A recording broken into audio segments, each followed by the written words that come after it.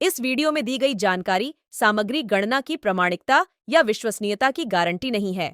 सूचना के विभिन्न माध्यमों, ज्योतिष, पंचांग, प्रवचनों, धार्मिक मान्यताओं, धार्मिक ग्रंथों आदि से संकलित करके यह सूचना आप तक प्रेषित की गई है।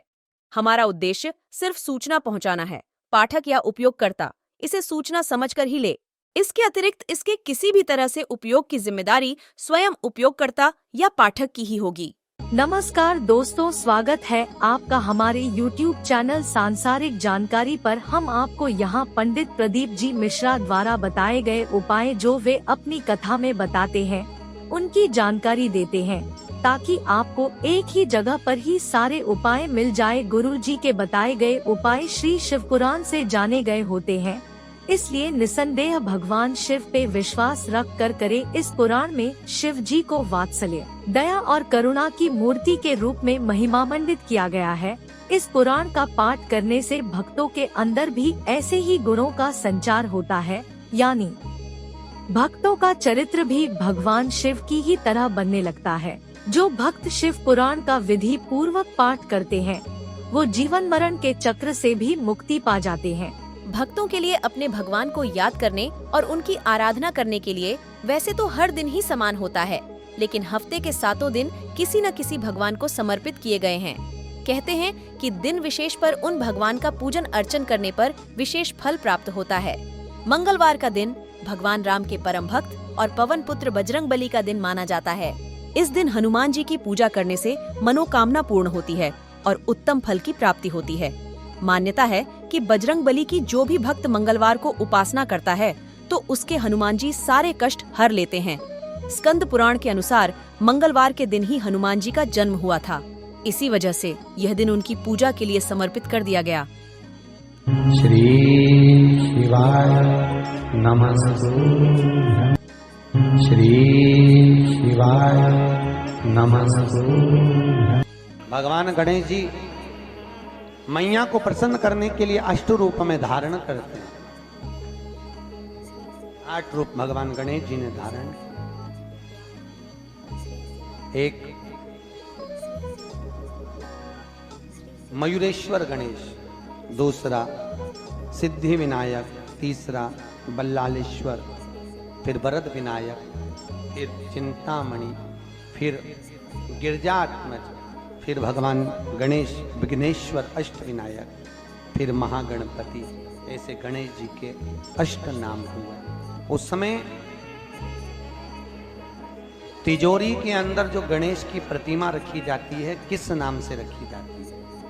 तो तिजोरी में हम जो गणेश की प्रतिमा रखते हैं वो वरद विनायक के नाम से रखते हैं। कौन सा गणेश? वरद विनायक के नाम से तिजोरी में गणेश रखते हैं। और वरद विनायक के नाम से गणेश जी तिजोरी में रखाते हैं। आपको कथा में कहा था, घर में सीधी सूंड का गणेश और व्यापार व्यवसाय ऑफिस में उल्टी सूंड का गणेश होना चाहिए। वरद विनायक को तिजोरी में। जब मकान का गृह प्रवेश होता है तो गणेश जी की पूजन जो दरवाजे पर करी जाती है उसे सिद्धि विनायक गणेश कहते हैं। कौन सा गणेश? सिद्धि विनायक। जब हम घर में शुभ कार्य हो, बंदरवाल लगाएं, कोई दरवाजे पर शुभ लाभ लगाएं या स्वस्तिक बनाएं या माताएं दरवाजे पर रंगोली डाले, तो उसी समय पर सिद्धि विनायक के नाम से रंगोली डालना चाहिए। तो घर में लक्ष्मी बढ़ती है, सिद्धता बढ़ती है। याद रखिए, कभी भी गणेश जी को, मिट्टी के गणेश जी लाते हो भादो महीने में, तो विसर्जन करो तो विसर्जन के समय पर 2 बिंदी, एक कंकु की एक हल्दी की, दीवार पर जरूर लगा देना चाहिए। क्यों? क्योंकि गणेश जी हमारे यहाँ आते हैं तो रिद्धि सिद्धि के साथ आते हैं, पर जब गणेश जी जाते हैं, अगर हम बिंदी नहीं लगाते हैं तो गणेश जी अपनी रिद्धि सिद्धि को साथ में लेकर चले जाते हैं। पति के साथ पत्नी वापिस चली जाती है। जब हम बिंदी लगाते हैं तो उसका मतलब होता है कि हमारे घर की बहू हमारे घर में रहे, बेटा भले भ्रमण के लिए जाए। तो गणेश जी जाते हैं, रिद्धि सिद्धि घर में रह जाती है। इसलिए रिद्धि सिद्धि को घर में रखने के लिए 2 बिंदी लगाना चाहिए, एक कुंकू की, एक हल्दी। रिद्धि सिद्धि। गणेश जी की प्रियता है दुर्वा। क्या प्रियता है? दुर्वा। कितनी दुर्वा गणेश जी को समर्पित करी जाती है? मात्र 5। कितनी? आज के जमाने में लोग गट्ठा बनाकर चढ़ा दें, वो अपनी जगह पर 5 दुर्वा पंचम इंद्रियों को वश में करने के लिए और भगवान के 5 जो स्वरूप हैं उनको अपने भीतर उतारने के लिए 5 दुर्वा। और दुर्वा में भी 3 गांठ।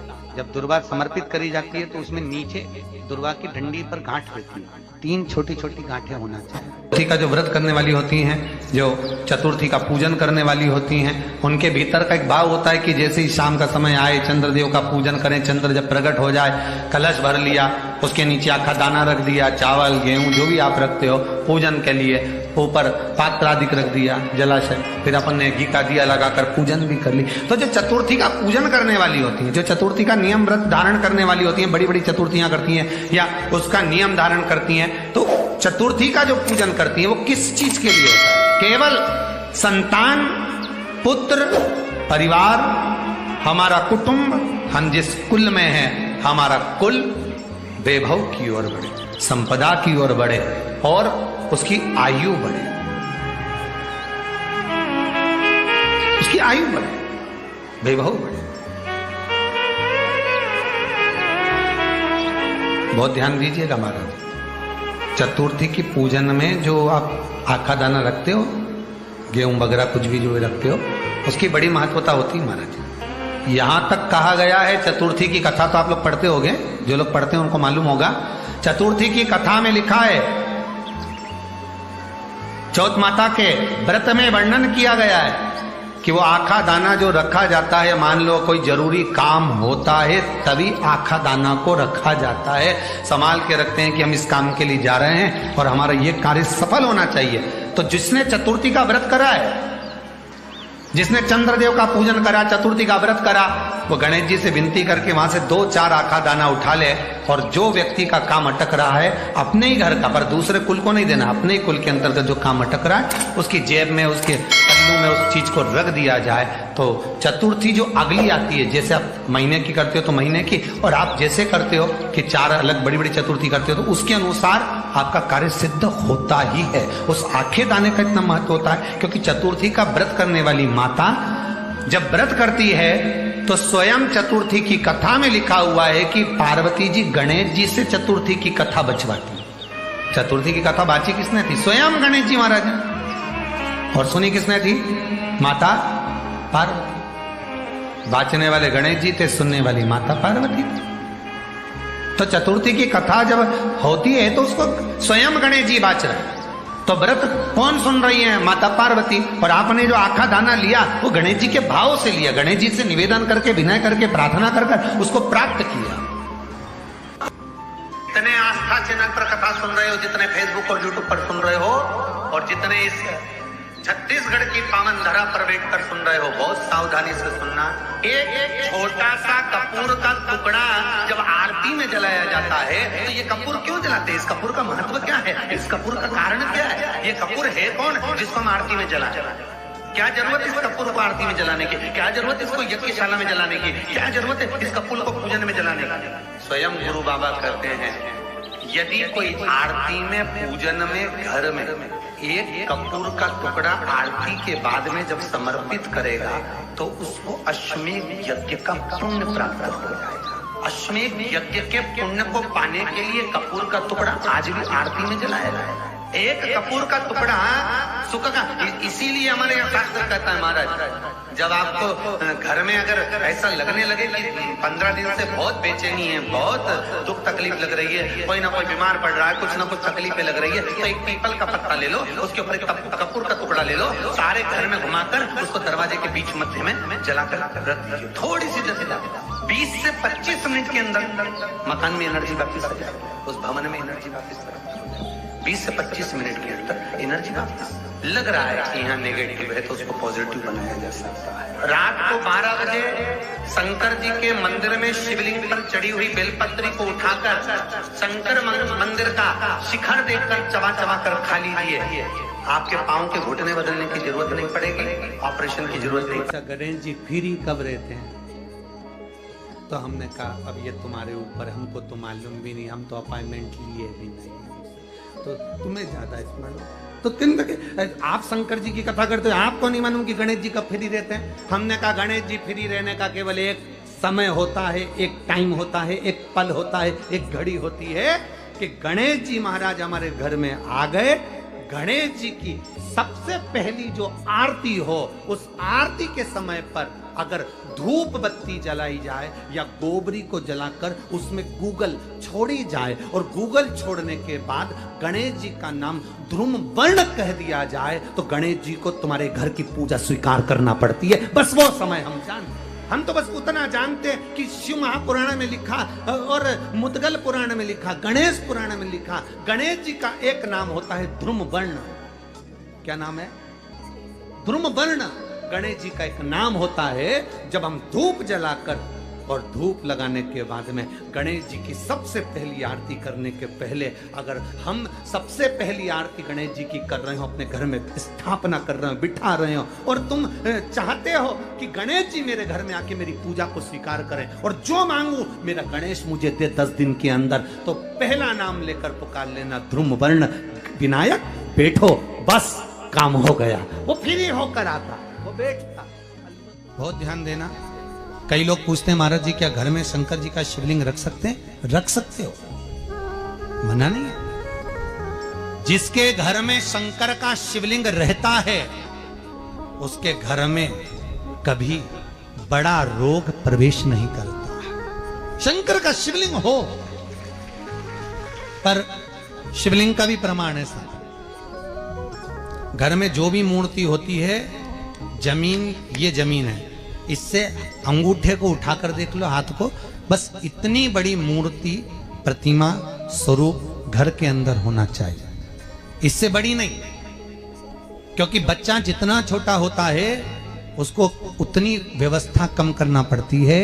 बच्चा जब बड़ा हो जाता है व्यवस्थाएं बढ़ती चली जाती। और निवेदन है, आप अपने घर के कमरे में दूसरों को अलाउ नहीं करते। करते हो क्या? जेठानी का लड़का आया तुम्हारे कमरे में आकर बैठ गया, देवरानी का आया या ननंद के छोरा छोरी आए तुम्हारे कमरे में बैठ गया, तुम्हें अच्छा लगेगा? चल निकल बाहर, निकल। अपने कमरे में तो बच्चे कहते हम कहां जाएं? दादी के कमरे में जा, जा। क्योंकि बेचारी दादी का कमरा तो पंचायती,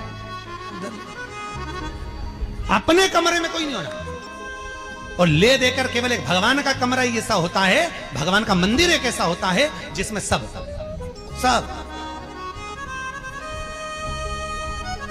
तीर्थ करने गई। कहां? रामेश्वर। गणेश जी भगवान शंकर से बोले पिताजी फिर तीर्थ गई है। शंकर जी बोले बेटा खसक के बैठ जा, पकड़ के लाती होगी। तीर्थ गई, वहां से रामेश्वर जी को ले आई, फिर बद्रीनाथ गई, वहां से पकड़ लाई, द्वारका गई, वहां से ले आई। इतना सारा देवी देवता एक ही मंदिर में, सारा पितर देव, ये देव, वो देव, सब बैठा। बेचारा ये सब खसकाया बैठा। इतना सा तो मंदिर, उसमें भी ये सब फंसाया बैठा। और उसी में पानी का लोटा, उसी में जल सब रख गई, और मालूम पड़े वो लोटा भी लुढ़क गया, सब गीला हो गए। गणेश जी ने कहा पिताजी पूरे गीला हो गए। शंकर भगवान बोले बेटा अब तो आरती करके गई, कल ही आएगी। अब तो गई, और सुबह से आई, इतनी सी शक्कर लिए, इतनी सी कटोरी में, और आरती भी कर रही शक्कर धर के, और दिया हाथ में, और इधर हाथ में घंटी, तन मन धन सब कुछ तेरा, मुंह से बोल रही तेरा, ऊपर से दिखा रही ठेंगा, समझना मत ही तेरा, समझना नहीं तेरा। पहले के लोग घंटी बजाते थे, अंगूठा नीचे रखते थे। आज के जमाने में तन मन धन सब कुछ तेरा, समझ लो। भगवान भी कहे का फंस, इतनी सी शक्कर, और सब भगवान के सामने एक इतनी सी शक्कर धर दी। गणेश जी के मैं खाऊं, राम जी के मैं खाऊं, हनुमान जी के मैं खाऊं, सब झगड़ रहा है। इतने में सब झगड़ रहे, तो इन्होंने विचार करा, इनने खाने के चक्कर में अपनी किचकिच कराई। अब की बार ये किचन में जाओ तो अपन भी किचकिच कराओ। अब सारे पंडितों से पूछती फिर रही, महाराज घर में शांति नहीं, घर में शांति नहीं। अब महाराज जी के कहीं मालूम कि क्यों शांति नहीं। जब देवताओं का किचकिच कराएगी तो तुझे कौन छोड़ेगा?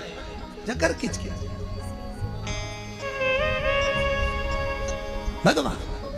और बचा कुचा था तो वो दिवाली दशहरा आया, जन्माष्टमी आई, इतना सारा भगवान के थाली में रख के अचार लेके रखंडे बैठ गई। आज तो जन्माष्टमी है। और बच्चा कुचा तो पाउडर लिया कौन सा पीताम्बरी, उससे झगड़ ऐसा रगड़ूंगी पूरा साफ हो जाएगा। और जन्माष्टमी के दिन ऐसा रगड़ा, भगवान कह रहे राधा आज मेरा जन्मदिन और ये मुझे घस रही। भगवान बोले अब घस लेने दे। राधा जी बोली कोई बात नहीं, बाद में मैं उपटन लगा दूंगी प्रभु, अब इसका जन्मदिन आने दे, जैसी करनी वैसी भरनी। अब खुद का जन्मदिन आया, शादी की सालगिरह आई, पति के साथ जा रही थी मंदिर में दर्शन करने, स्पीड ब्रेकर पे से ऐसी फिकाई, सब दूर से घस आई। 4 दिन तक हॉस्पिटल में पड़ी रही। सब मिलने आए, जीजी कैसे हो गया? मेरा तो अब बताओ, मंदिर जा रही थी और घिसा गई। भगवान बोले तूने मेरे जन्मदिन पे घसा, तेरे जन्मदिन में मैंने घसा, हिसाब बना और घस ले। क्यों?